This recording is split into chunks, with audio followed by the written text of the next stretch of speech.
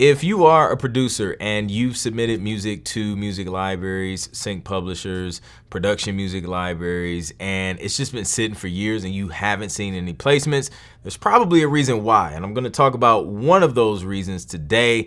And that reason is metadata. Now, if you don't know all the details of what metadata is, I put it all in my Sync Producer guide. Just download that. The link is in the description. I break down what metadata is and how to do it properly and all that stuff. But I'm going to do a little breakdown. I'm going to show you how you can leverage technology to help you do metadata. But first, I want to tell you about this story. So pretty much it was the producer. He hit me up. He's just like, yo, he was pretty much in this scenario where he's just like, I've submitted my music to a company and it seems like it's just been sitting for years. So I asked him, I was just like, what did you do in terms of metadata? Like, did this company have you fill out metadata? It was like, oh yeah, like this, this kind of spreadsheet thing where you got to fill in a bunch of information about the song. Yeah, I did that. So I was just like, okay, bet. I was just like, well, how did you describe the song? Like, what did you put for the metadata? So obviously he had the basic stuff, the song title or instrumental title, writer info, BPM, and then there's a section for like keywords and a description of the track. So I was like, what did you put for the keywords and description of the track? He was like, oh, I didn't put much thought into it. He's like, I just put a couple words and just, some random, copy and paste description for like all of the tracks I sent them. I just used the same description because all of the tracks were kind of similar vibes. So I was just like, okay, well, that's, you put in lazy work, you're getting lazy results. So I was just like, that's what you need to fix.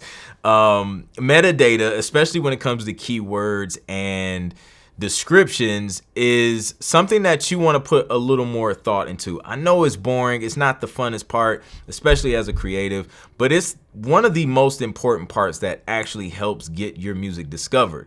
So I said, instead of being lazy and only putting like one or two keywords and just putting a basic, copy and paste description, why don't you do this instead? Take some time. Think of this metadata as Google. If a music supervisor was sitting down on Google and they wanted to find the perfect song, but they didn't know the name of the song, because of course they're not going to know the name of the tracks that you submitted to the publisher, but they just know how this song made them feel, the emotions in the scene that they're trying to sync this song to.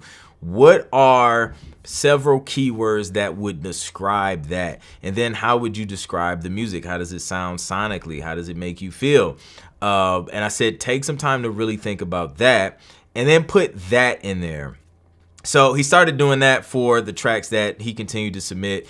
And then lo and behold, he started gaining traction and starting to see placements because now his music is searchable and is being pulled up in these searches that music supervisors are searching for. When they go to music libraries to search their catalogs, they're using these descriptive words, and now his music is being pulled up more often, which is giving him more opportunities to actually get his music placed.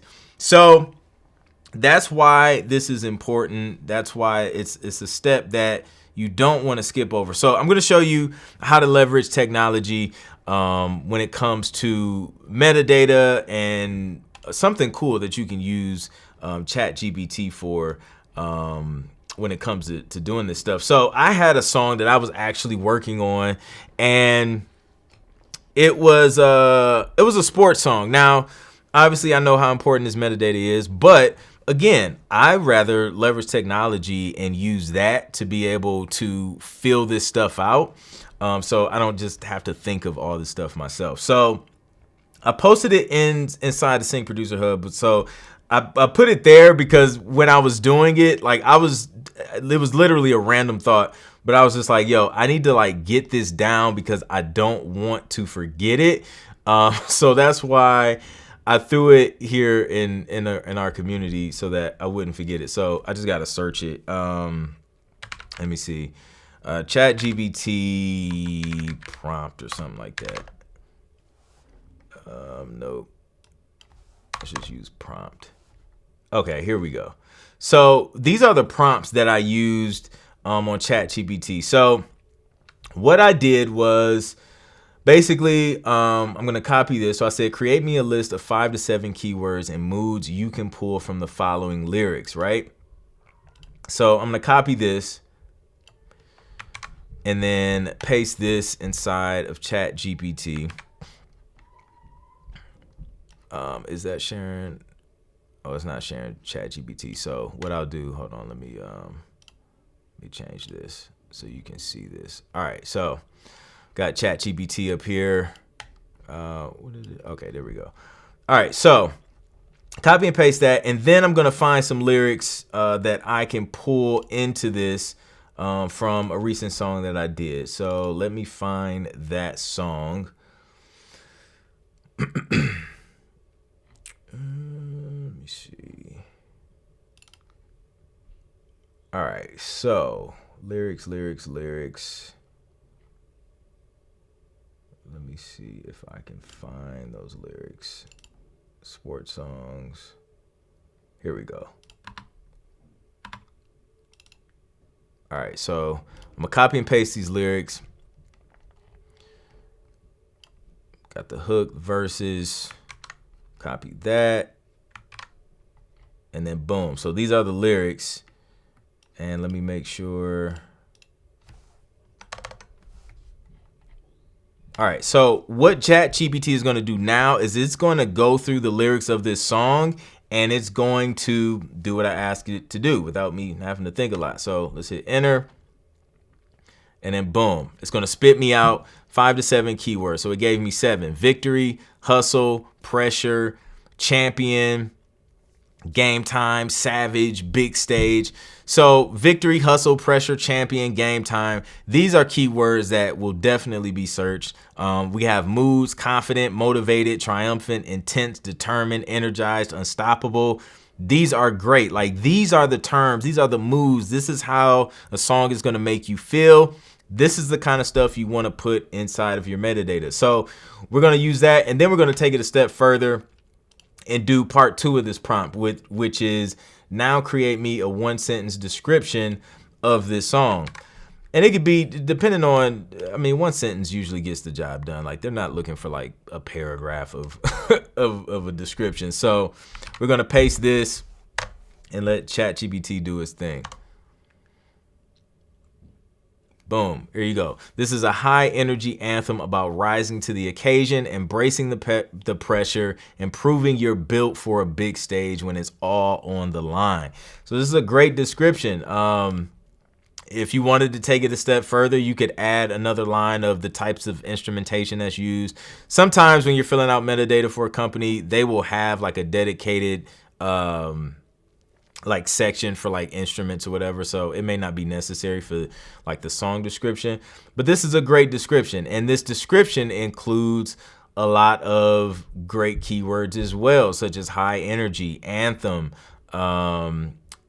pressure, big stage, all on the line, things like that. And then sometimes they're not just searching one word, they're searching phrases all on the line, just like people search on YouTube. Like, whatever you search to find this video, or whatever you search to find something that you're trying to learn on YouTube or on Google, you're using phrases. A lot of times you're not just typing one word. You have to think of metadata the exact same way, and that is going to help you. It's going to help your music get discovered, and is going to increase the chances of your music actually getting used, actually getting placed, actually getting found when it's being searched for. And it's going to be a game changer and make a huge difference in your success with your music being in there. And then the other part of it is volume, just getting more music in there. You can't submit 5 tracks and then expect things to just take off. You want to consistently submit. And, you also have to be patient, because you don't know, when something is finally going to take off. Like, I've had tracks that have gotten placed like years later after I've submitted them. And then out of nowhere, they just start to pick up traction. And then, they start to get used on Love and Hip Hop Atlanta, Love and Hip Hop New York. And then they end up on like all the Love and Hip Hops.